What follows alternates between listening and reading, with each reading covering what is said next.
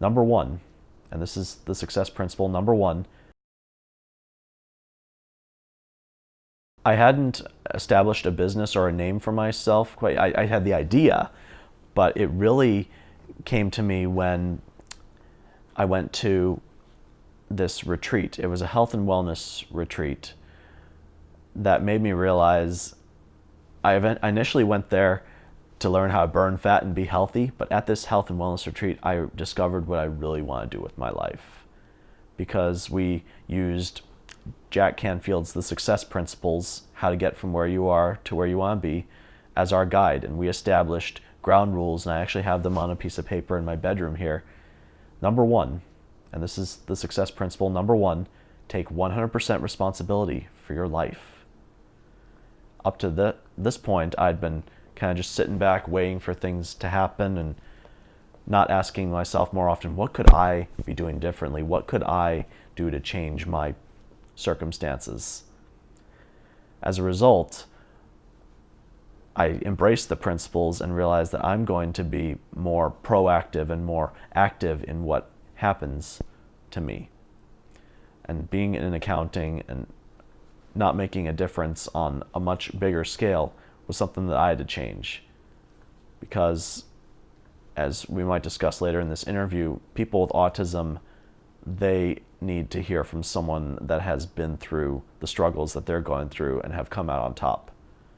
And I want to make a difference in the world, and I'm not going to make a difference if I sit at a desk all day. It went from Friday afternoon to Sunday morning. I would say it was around Friday night that things really started to fall into place for me. It was a very interesting exercise that we did. It was writing a letter to ourselves or to a loved one expressing regret. So I wrote a letter to my parents.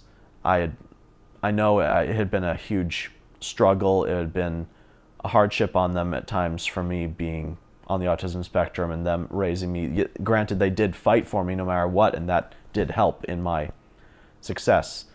But I felt guilty in the idea that I could be holding them back, or they wanted to do something but they settled for me.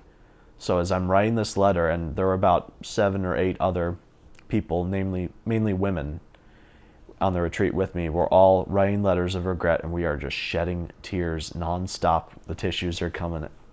But once we had this letter, still Friday night, we went down to the fire pit. It was at like a Boy Scout camp where this retreat took place. Went down to the fire pit, turned on the music to the song Let It Go from Frozen, and we burned the letters one by one. That was when I realized I'm not going to blame, complain, make excuses anymore. That's another item on my piece of paper, no blaming, complaining, excuses. And that the past is the past. The future is my choice. So by letting the regrets go, by letting things that are out of my control go, by leaving the past where it belongs in the past, I could move forward. So by releasing the negative energy and everything that I've been holding on to, the anger, grudges, resentment, and starting fresh, that is what set me on the path to what I do today.